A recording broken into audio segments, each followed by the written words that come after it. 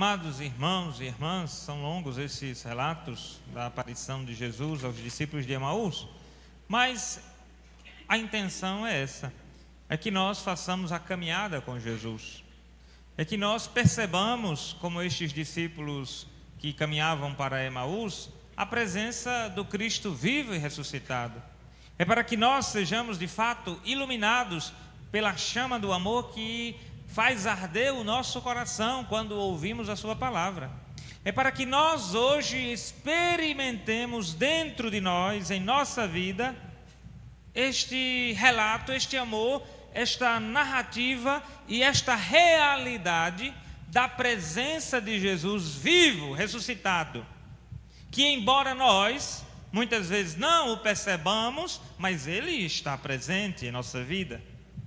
Vejamos, irmãos e irmãs, o apóstolo Pedro dá testemunho diante da comunidade que recebeu o Espírito Santo, dá testemunho de que Cristo é aquele que foi prometido pelos profetas, aquele esperado pelo próprio rei Davi.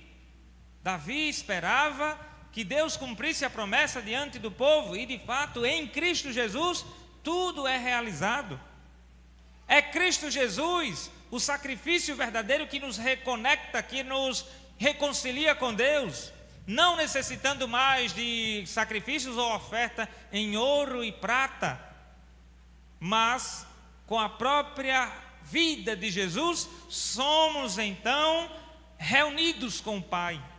Somos uma igreja que é peregrina, que deve fazer o percurso de Emaús, voltando deste pequeno vilarejo para Jerusalém. E a nossa Jerusalém não é mais a cidade que está lá naquele país chamado Israel, mas a nossa cidade Jerusalém é o céu. Nós devemos ser peregrinos do céu com Jesus, porque se nós nos distanciarmos da comunidade, ficamos tristes. Foi o que aconteceu com aqueles dois, Cleófas e um outro discípulo que não recebe o nome no relato evangélico, mas pode ser cada um de nós, que nos entristecemos por diversas dificuldades da vida, que em alguma situação vamos perder a esperança, ou já perdemos. Somos nós que somos confrontados pelo dia a dia da vida, e vamos nos perceber sem esperança em algum momento, vamos olhar para a realidade da vida e dizer que não tem mais jeito, mas se assim o fizermos, estamos enganados, porque nós somos discípulos de Jesus, que de fato deu a vida por nós, morreu numa cruz, mas não ficou pendurado e nem ficou debaixo de uma sepultura, mas voltou a viver para nos mostrar o caminho da verdade, o caminho do amor, o caminho da vida. Ele mesmo é caminho, verdade e vida. Ele é que caminha conosco. Ele é quem nos dá a palavra para que o nosso coração arda com o seu amor. Devemos fazer de fato essa experiência dos discípulos, que tristes ficaram alegres porque abriram os olhos. Antes eles estavam como que cegos, não reconheceram o próprio Jesus que caminhava com eles. Quantas vezes, irmãos e irmãs, somos nós também ignorantes, que não percebemos a presença de Deus em nossa realidade, em nossa vida, em nossa existência. Quantas vezes nós ignoramos Deus na presença do irmão, Deus em nossa casa. Quantas vezes nós ignoramos Deus em nosso trabalho, em nosso estudo, nas dificuldades da vida, em nosso próprio corpo. Deus está presente em nós e nós o ignoramos. Nós somos capazes de negar, até mesmo vendo, somos capazes de negar. Quem fecha o coração é incapaz de sentir o amor. Quem fecha o coração é incapaz de ter esperança, porque aqui está a realidade de quem é iluminado por Cristo vivo e ressuscitado. A luz de Cristo que aquece o nosso coração, nos inflama para abrirmos a nossa mente, os nossos olhos na fé. Quando nós temos fé, os nossos olhos se abrem e não temos mais a necessidade de apalpar a realidade física da presença de Jesus para crermos nele. Os discípulos, sem acreditarem em Cristo, desesperançados, tinham a presença física de Jesus. E só o perceberam depois de uma longa catequese sobre ele do Antigo Testamento. Só o perceberam quando ele fracionou o pão, quando ele fez Eucaristia no meio deles. E aí que eles abriram os olhos, não havia mais necessidade da presença física de Jesus, porque eles despertaram na fé. E eles então entenderam, ardia o nosso coração. Esse era o motivo. O motivo era a presença de Cristo. O motivo é este: nós partilhamos a Eucaristia com o próprio Jesus vivo e ressuscitado. Nós partilhamos o pão. Nós somos capazes de condividir a realidade da vida, de alimentar um ao outro. Somos capazes de fazer o bem. Quando nós percebemos em nós a capacidade de partilhar a vida e os dons, nós percebemos Deus em nossa própria existência, em nossa carne e na carne do outro, e assim vamos nos alimentar na fé. Quando nós percebemos Cristo, vamos para a comunidade, e por isso que nós estamos aqui, igreja, e por isso que nós somos uma igreja, sim ou não? Nós somos uma igreja de verdade que percebe Jesus vivo e ressuscitado na palavra e na Eucaristia, sim ou não? Sim. Então nós, de fato, precisamos também alimentar a vida um do outro, para que, partilhando Jesus com o nosso próximo, possamos caminhar sempre, retornando para o eixo da vida, para o amor, para a justiça, para a fraternidade, nos afastando da corrupção, nos afastando da maldade, da usura, da inveja, da mentira, da fofoca, de tudo que é negativo, porque quem é iluminado por Cristo deixa de ser desesperado, deixa de ser triste e assim se reergue do caos, da cinza, da sepultura e faz viver novamente como um fogo que não apaga, para que nós, inflamados, acesos, quentes, possamos também esquentar o amor em nossas famílias, possamos nós dar o testemunho da fé. E como é que se dá o testemunho da fé? Amando a quem está próximo de nós e ajudando até quem está distante, porque quando estamos em Cristo, todos somos irmãos, todos somos capazes de perdoar. Lembrando, perdoar não é voltar às antigas amizades, o antigo modo de ser. Perdoar é deixar ir. Perdoar é deixar para trás aquele fato, mas saber que se não há possibilidade, de fato, de abertura do coração do outro, eu também não devo correr o perigo de morrer, porque o outro fechou o coração. Quem quiser entender, que entenda.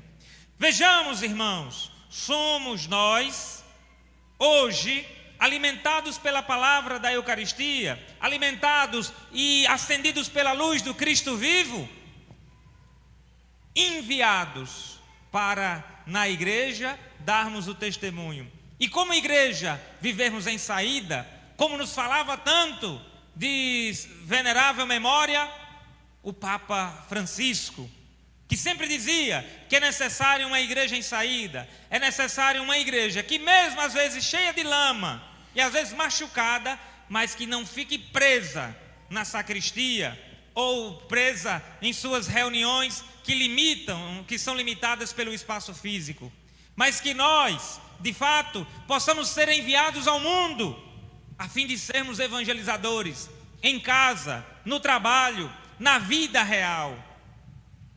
Não saiamos daqui como entramos, se entramos tristes, mas ainda mais animados se já estávamos felizes. Saiamos daqui olhando para Ele, que é o único que pode nos dar uma verdadeira felicidade. Todas as alegrias do mundo são boas, sim, de um determinado aspecto, são boas. Os prazeres da vida são uma maravilha. Não se pode negar os prazeres da vida para ser cristão. Ao contrário, O cristão até sente as alegrias da vida com outro olhar, mas não se pode deixar enganar por aquilo que esvazia, porque os prazeres exagerados, vividos sem integridade, vividos sem sabedoria, podem trazer um vazio ainda maior depois que passam. É assim o que acontece com os vícios, com as drogas, com os jogos, com tudo o que causa prejuízo, porque no início parece bom, apetitoso, brilhante como ouro, mas depois vem o vazio, o prejuízo, a angústia, a tristeza. Até mesmo as coisas boas, se não sabem ser vividas com sabedoria, as coisas verdadeiras, podem causar desânimo. Vejam esses 2 discípulos de Emaús, eles caminharam com Jesus durante a vida do Mestre. Eles esperavam Jesus, um libertador. Eles esperavam que seriam libertos do Império Romano. Eles caminharam com Jesus, mas entenderam Jesus errado. E não tiveram paciência de esperar os 3 dias completos para verem a presença dele. Eles esperavam Jesus de um jeito, mas só o encontraram de outro, na vida partilhada. Se você, meu irmão, minha irmã, quer encontrar Jesus hoje na glória dos bens, não vai encontrar. No início pode até pensar que Ele está te dando tudo o que tem, porque ou você merece ou você o agradou fazendo alguma coisa que você pensa que Ele gostaria disso. Mas não. Não nos enganemos com essas propostas imediatas de felicidade ou de prosperidade.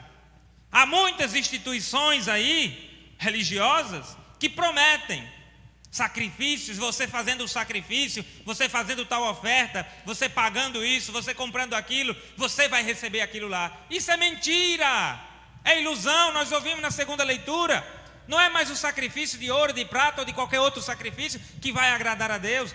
O que foi agradado a Deus foi a vida do próprio Filho entregue, e pronto. O Filho se entregou pelo Pai e nós somos salvos nele. Tudo que agora fazemos é por correspondência e gratidão. Tudo que podemos dar a Deus, inclusive ajudar a comunidade, a igreja, a caridade ao próximo, é porque Deus nos ama e nós vamos partilhar, participar do amor do outro, fracionar a vida, a fim de que todos sejamos alimentados pelo pão que nos alimenta no corpo, mas também da alma, que é a palavra de Deus. É gratidão, porque nós já somos salvos. É agradecimento, porque nós já temos a vida verdadeira. Tenhamos essa certeza. Você não precisa mais de nada para ser salvo, a não ser Jesus Cristo, sua palavra, a igreja que Ele fundou.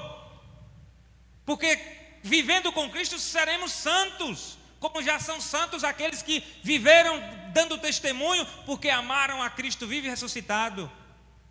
Agora, se nós pensamos que para ter algo é preciso ainda dar a Deus alguma coisa material, nós ainda não entendemos. Estamos tristes como aqueles discípulos de Emaús, como aqueles que esperavam realidades físicas, libertação física, libertar de uma opressão, de um império que iria passar.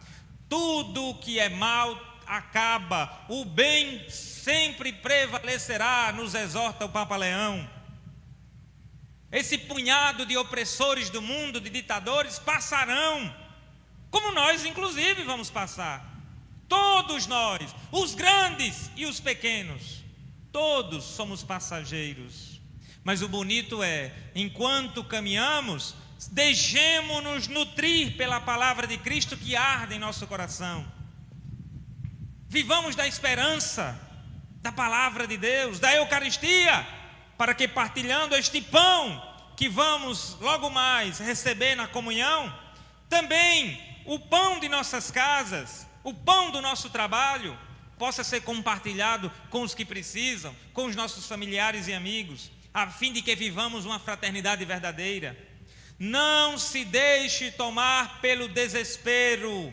Acredite que a palavra de Deus alimenta a sua vida, para que você também alimente a vida do teu irmão com alegria, com perdão, com misericórdia, a fim de que nós um dia nos encontremos juntos, na Jerusalém celeste, onde todos seremos com Cristo vitoriosos, a fim de que permaneçamos sempre no amor do Pai, onde nada se acaba, mas tudo dura, porque Ele é a verdadeira vida que nos alimenta, que nos dá felicidade. Louvado seja o nosso Senhor Jesus Cristo.